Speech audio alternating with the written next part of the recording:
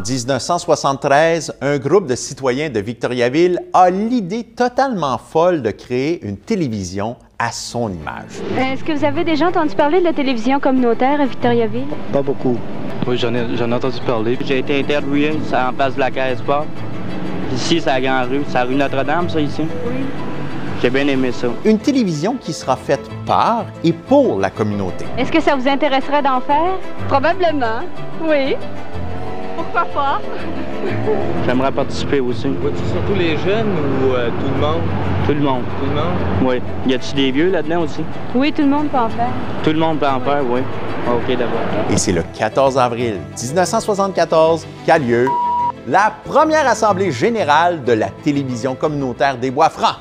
Votre télévision communautaire vous présente cette semaine un compte-rendu de cette assemblée. C'est le Centre de relèvement et d'information sociale connu sous l'acronyme le CRIS. On dit-tu le CRI ou le CRIS? C'est le CRI ou le CRIS qui a donné naissance à la TVCBF et à une dizaine d'autres groupes, dont une boucherie et un garage coopératif. Le garage coopératif, c'est pour tout le monde qui a une voiture puis qui veut réduire les dépenses. Le mandat de cette nouvelle chaîne est de donner une voix à la population et aux groupes sociaux, généralement exclus des médias traditionnels. C'est de permettre que des gens ordinaires, dans leur cuisine ou avec un groupe d'amis, préparent une émission. En fait, ce sont eux autres qui réalisent l'émission.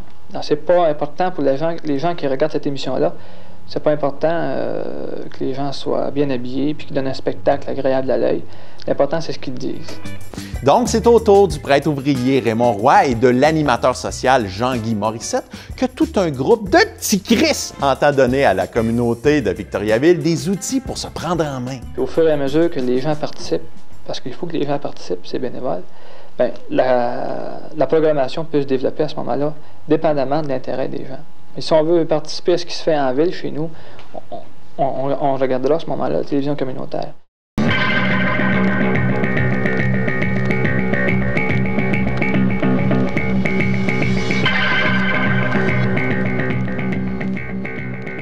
À Victoriaville, il y a un foisonnement d'idéaux communautaires, de développement communautaire. Et on avait déjà commencé avec la Bérois, les Blanchette, Saint-Pierre et beaucoup d'autres. Le développement de ressources communautaires prises en charge par les gens eux-mêmes, des projets inédits comme des coopératives, etc. Et c'est dans cet esprit-là, dans cette vie-là que la télévision communautaire est apparue, mais ça ne s'appelait pas la télévision communautaire, vraiment. D'abord, c'est apparu grâce à l'évolution de la technologie.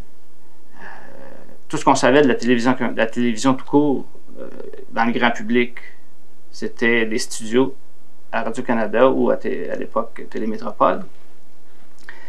Il n'y avait pas de caméra portable pour les gens pour se filmer chez eux, à part du 8 mm, l'ancien. Alors, quand il est arrivé sur le marché par Sony, qui était le premier à faire ça, avec la technologie du VHS aussi, c'est le même que c'était rendu accessible monétairement par des groupes, aidés par le gouvernement pour le développement communautaire, de se procurer ce genre d'équipement-là. Alors maintenant, là, on pouvait aller dans la rue. Et là, on pouvait faire quelque chose de différent que ce que les gens voyaient dans leur télévision, dans leur salon. Les services qu'offre le Carrefour, c'est, on peut dire, là, c'est la popote roulante. La popote roulante, c'est des repas chauds que nous livrons aux personnes à domicile. Quand la télévision communautaire des Bois-Francs est venue au monde, on a senti que pour la première fois, les gens d'ici pouvaient prendre la parole publiquement. C'est ce qui a rendu merveilleuse cette télévision communautaire-là. C'est nous qui étions dedans la télé. Et pourtant, si on se rappelle les débuts, écoute, c'était des équipes tout à fait inexpérimentées qui travaillaient avec des moyens de fortune. Alors, les tout premiers, j'ai été là, bien sûr, mais il y a eu Marie-Roux Lambert, Richard Langelier, Catherine Matt, Hélène Boulanger. Alors, des gens là, qui œuvraient de façon souvent bénévole, on va se le dire, avec des moyens de fortune. C'est l'époque où on travaillait avec des bobines de ruban magnétoscopiques. C'était même pas des cassettes. Et notre télévision était en noir et blanc à l'époque où tout le monde avait la télé couleur. Et c'était une télé de qualité, je dirais, douteuse, là. Souvent, les images étaient enneigées, c'était plein de rayures, tout ça. Mais les gens l'écoutaient. Et pourquoi? Parce que c'était eux qui étaient là-dedans. Alors qu'ils n'étaient pas à TVA, puis ils n'étaient pas à Radio-Canada. Alors ça fait un grand succès. Mais écoute, je parle de moyens de fortune. Il n'y avait pas de studio, il n'y avait pas de caméra, il n'y avait pas de réalisateur. Le studio, c'était une chaise, assis-toi là, puis on va t'interviewer, puis c'est tout, hein. Alors, c'était vraiment, vraiment des moyens de fortune. Et on apprenait notre métier sur le tas. Mais c'était comme ça. Et les gens écoutaient ça, puis ils se retrouvaient là-dedans, puis c'était quand même assez joyeux, là.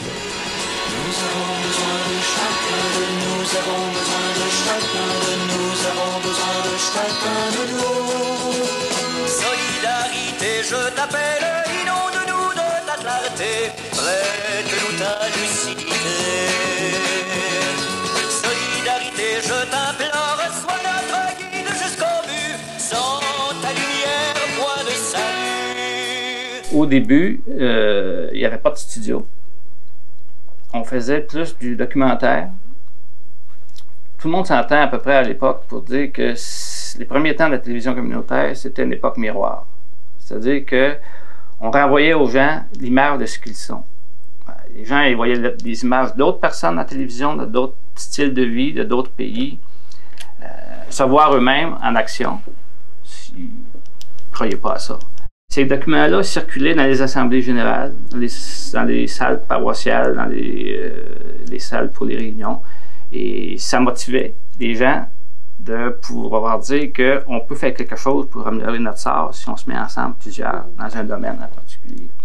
Et puis là, avec les ententes avec l'époque de la Cablevision, je me souviens bien, on avait réussi à s'entendre pour diffuser sur le canal télévisuel local notre cassette vidéo. Et ça, c'est la première fois où on a été mis en onde.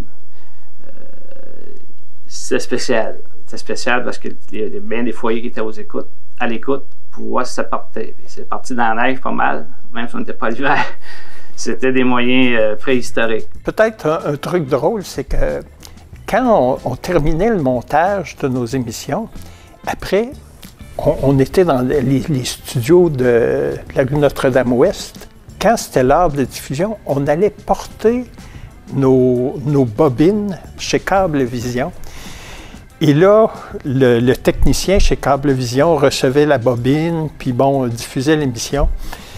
Et à chaque fois, Richard disait, si nous recevons des téléphones, un téléphone d'auditeur égale 1000 auditeurs réels.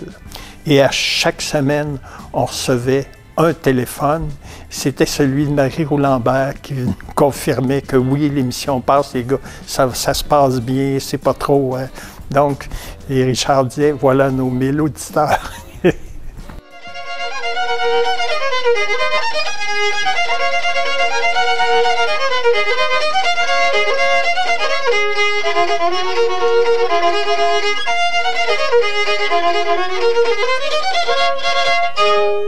À l'âge de 6 ans, ma mère m'avait acheté ce violon-là. Et elle a payé 2 piastres dans le temps. Et puis, on calcule qu'il y a 200 ans le violon. Mais j'ai joué jusqu'à l'âge de 25 ans. Après que j'ai été marié, ben, j'ai lâché de jouer du violon. Et puis, le violon était accroché dans la cave. Puis, à un moment donné, je l'ai trouvé décollé. Il y a 3 ans, ça. Je l'ai trouvé décollé. Fait que là, j'ai commencé à regarder ça. J'ai dit, il est fini, ce violon-là. Il est fini, il n'y a plus rien à faire avec ça. Parce que la queue est à pendant. T'as tout décollé de partout. Fait que je commence à examiner ça attentivement. Et puis, à un moment donné, je décide de finir de le décoller. C'était facile à décoller, il était presque tout. Et puis, ça m'a pris un hiver pour le réparer. Je l'ai collé, je l'ai sablé, je l'ai reteint, reverni. Et puis là, j'ai vu comment c'était fait à l'intérieur, à l'extérieur, partout, la queue. Puis là, j'ai décidé de me mettre dans la tête de faire un violon. La télévision communautaire des Bois-Francs est en opération depuis maintenant près de 5 ans. Malgré des péripéties de toutes sortes, elle est toujours demeurée fidèle à elle-même, fidèle à ses objectifs de départ. Je me rappelle, on a fait beaucoup de reportages et il y en a un là, que je suis quasiment encore émue quand j'y pense. C'était sur la violence faite aux femmes. Pas facile, dans un petit milieu comme Victoriaville, de trouver une dame qui accepte, qui maintenant s'en était sortie, là, mais qui accepte de raconter là, ce qu'elle a vécu pendant des années avec un mari violent, tout ça. Là.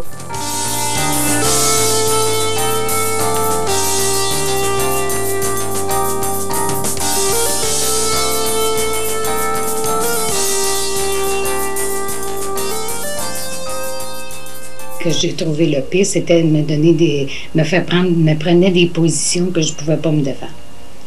C'est ça que j'ai trouvé le plus dur dans les violences. Puis à part de ça, qu'est-ce que c'était? C'était surtout la cruauté mentale, dire des mots toujours...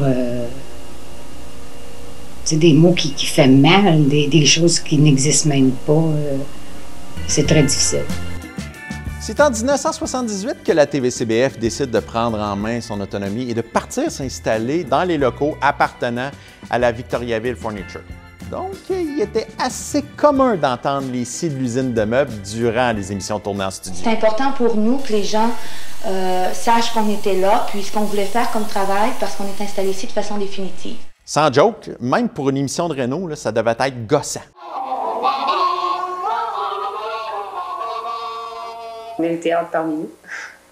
On est une douzaine de personnes. On travaille ensemble depuis 2 ans à peu près. On fait du théâtre populaire. On vise à rejoindre le maximum de gens possible. Maire de cette petite municipalité depuis bientôt 20 ans. Que vous le vouliez ou non.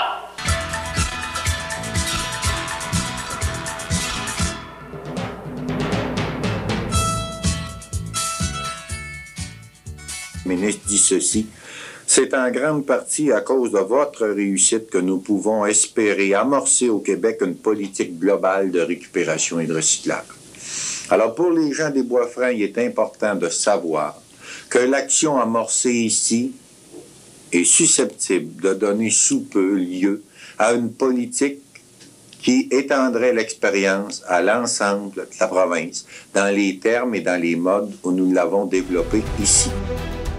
À l'époque, s'il n'y avait pas eu la télévision communautaire pour diffuser ce qui se faisait, les embryons, les débuts, l'ensemencement du tissu communautaire, ça aurait resté, ça n'aurait pas suscité de participation, ça aurait resté des petits groupes. Il y en avait des groupes à Victoriaville, là, on n'a pas inventé les groupes en 1972, 73, 74, 75. Il y avait les Dames de Sainte-Anne, il y avait les Sacs des Fermières, il y avait les Optimistes, les Lions, les Richelieu, mais on ne passait pas dans les médias. Bon, si on oublie la télévision parce que c'est fait à Montréal, Québec, pas ça plus tard Sherbrooke, Trois-Rivières, nos médias étaient les journaux locaux. On ne faisait pas d'annonces, on n'avait pas de publi-reportage sur nos affaires. Et le mode de fonctionnement de l'époque, c'était un peu comme aujourd'hui encore. Il y a few people, il y a quelques personnes qui passent régulièrement dans le journal. Les élus, les présidents de groupes importants à l'époque, comme Richelieu, Lyon, pour leur campagne d'aide aux pauvres, payer de Noël, ces choses-là. Les députés, les payeurs d'annonces, ou les chiens écrasés. Il n'y avait pas de place. C'était pas intéressant pour eux autres. C'était pas l'intéressement de diffuser ce que les groupes communautaires faisaient. Le fait que la télévision est devenue le porte-parole, au fond, le diffuseur du tissu communautaire.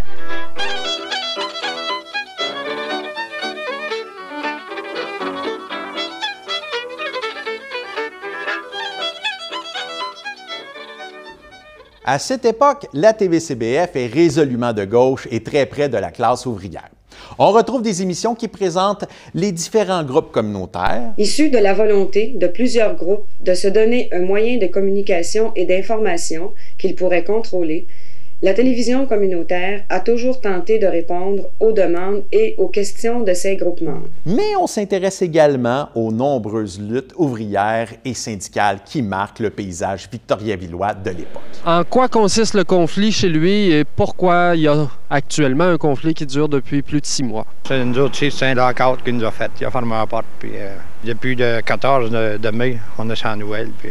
Il n'y a rien qui débloque. Non. D'autres, on est prêt à négocier n'importe quel temps, mais on attend de lui. Eh bien. Les années 70 aussi, chez nous, c'est une période d'incertitude, là, parce que c'est le début du déclin de deux secteurs mous de l'économie, le meuble et le vêtement. On disait Victoriaville, hein, qu'est-ce qui fait vivre Victoriaville? Le meuble baguenille, c'était l'expression populaire. Bien, Victoriaville, on avait par exemple Victoriaville Furniture, en plein centre-ville, là où est la grande cheminée. On avait Victoriaville Spécialité sur la rue Monfiette. Alors, c'était des entreprises qui étaient très importantes, qui employaient plusieurs centaines de personnes. Au niveau du vêtement, bien, il y avait, entre autres, la Utex et la Robin. La Robin, au bout du boulevard Bois-Franc-Nord, qui engageait dans les bonnes années plus de 1000 personnes. Alors, c'était des gens, autant dans le meuble que dans le vêtement, qui gagnaient de petits salaires. Alors, la télévision communautaire va s'intéresser à ça. En 1974, il y a eu une grève très importante dans le secteur du meuble. Et à la TVC, on va faire une petite série d'émissions qu'on va baptiser « On ne travaille plus pour des peanuts ». On reprenait une expression d'un travailleur du meuble. Et c'est une série d'émissions donc qui donnait la parole aux travailleurs du meuble là, qui étaient à petit salaire, qui travaillaient, on disait c'est au bonus, c'est le temps et mouvement, c'est le salaire minimum avec un petit peu mieux. Bon. Alors, on tournait ces émissions-là, puis c'était très, très apprécié, évidemment, des travailleurs. C'était beaucoup moins apprécié par le patronat local là, qui aimait pas trop qu'on favorise la partie syndicale. La condition féminine tient également une place importante dans les préoccupations de la télévision communautaire. On n'endure pas ça, et l'on peut ici, on envoie chez eux. On lui donne le livre d'assurance chômage, on lui dit bye-bye, il fait que whizzy whizzo. Il fallait faire au moins 100 pièces à l'heure. À l'heure? À l'heure. Ça veut dire que si le manteau avait 4 poches, il fallait faire 400 poches à l'heure. C'était... ben, on venait jamais à bout de le faire, ça. C'était de l'ambition. Ça, c'était pour avoir... un salaire bien ordinaire, là. Tu faisais pas de l'argent à tout casser, là. Tu faisais pas, t'arrivais pas... disons que dans ce temps-là, j'avais à peu près, 2 piastres et demi de l'heure.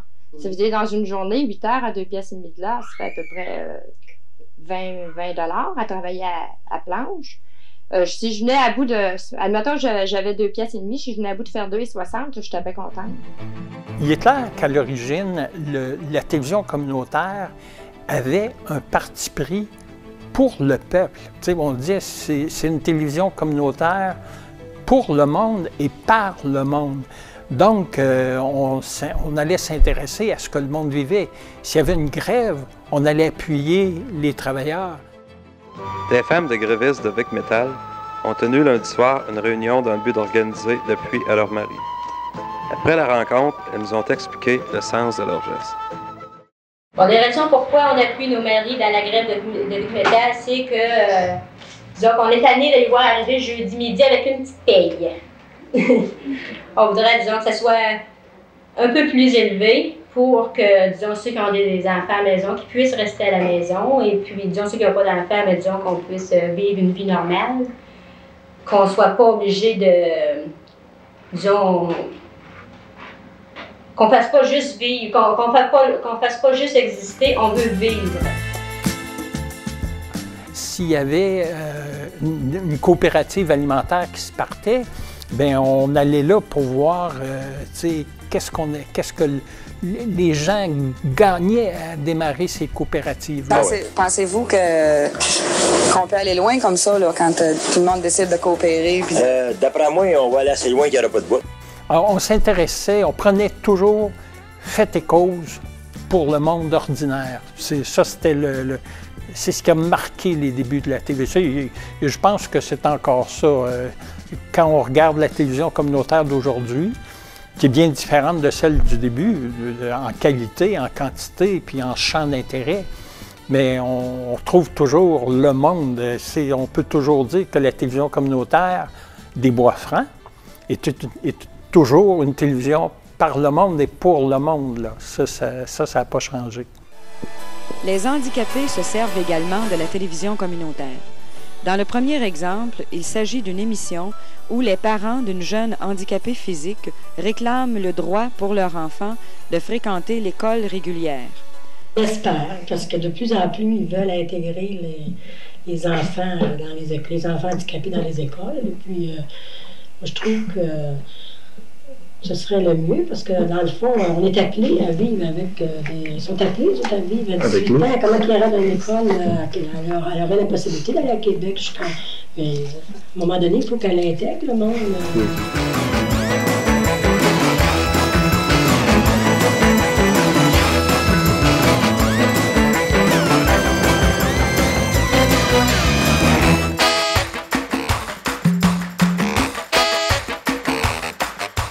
Je vous rappelle une anecdote qu'on a vécue pendant la grève du meuble qui témoigne un peu.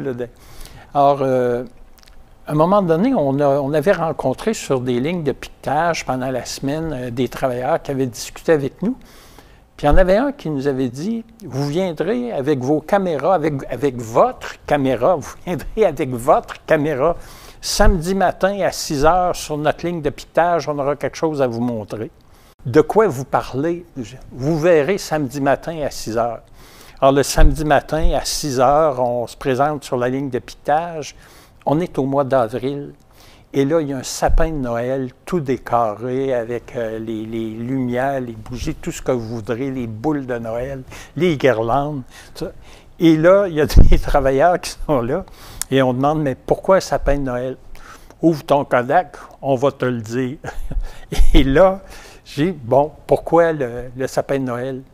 On veut faire savoir au patron qu'on est capable de l'attendre jusqu'à Noël qui s'en vient, puis même à Noël de l'an prochain s'il faut, mais jamais on rentrera à genoux. Alors les gens voulaient signifier, voulaient envoyer ce message-là, et le seul média par lequel ils pouvaient passer pour envoyer leur message, c'était la télévision communautaire des Bois-Francs. Alors moi, ça m'avait beaucoup touché. D'ailleurs, on allait souvent diffuser nos émissions sur les lignes de piquetage. On avait une grosse télé que j'avais baptisée la grosse vache, tellement elle était lourde. On la mettait sur le toit de la voiture, puis on trouvait des rallonges, là, puis on allait se brancher sur l'usine. Puis on diffusait les émissions et c'est évidemment les piqueteurs, les travailleurs aimaient ça. Ça amenait beaucoup d'entrain sur la ligne de piquetage. Ça amenait un climat assez réjouissant. C'est un stimulant. C'était bien. Avec le temps, les moyens techniques évoluent et nous passons finalement en 1980 du noir et blanc à la couleur. Je ne sais pas si c'est heureux, mais on est en couleur. Quant à nous, nous poursuivons notre émission régulière de cette semaine en vous présentant un couple de 50 ans de mariage. C'est Alice et Floride Desserre. Monsieur Tout-le-Monde qui a réussi l'exploit qui m'apparaît assez extraordinaire de 50 ans de vie commune. Ils ont beaucoup de choses à nous dire, allons les écouter. C'est fini. Quand tu penses qu'à l'époque, on avait le canal 2, le canal 10, un canal en anglais, et le canal communautaire. T'inquiète. Aujourd'hui, avec des coupoles, les satellites, tu peux en avoir 200. La compétition, une compétition, c'est épouvantable. Comment que la télévision peut avoir réussi à garder son cap dans un milieu enraciné comme les Bois-Francs? Le communautaire était enraciné profondément. Mais ça, c'est un exploit. Pour moi, c'est un exploit. Ouais. J'en reviens pas. Ben moi, les beaux souvenirs que j'ai, c'est les tournages qu'on faisait avec Marie-Roux Lambert, avec Richard Langelier. On partait avec tellement peu de choses, puis souvent pas très, très préparé, puis on s'en allait, on tournait, puis on faisait le montage. Et souvent, le montage, on pouvait faire ça la nuit pour avoir le silence, pour avoir la paix, parce qu'il y avait trop de monde, il n'y avait pas moyen de s'isoler pour travailler. Alors, oui, c'était des moments très heureux. Il y avait une solidarité là, au sein de l'équipe qui... souvent, c'était du bénévolat, mais on faisait ça avec tellement de cœur, puis tellement de bonne volonté, puis tellement de... On voulait que ça marche. Et ça a marché.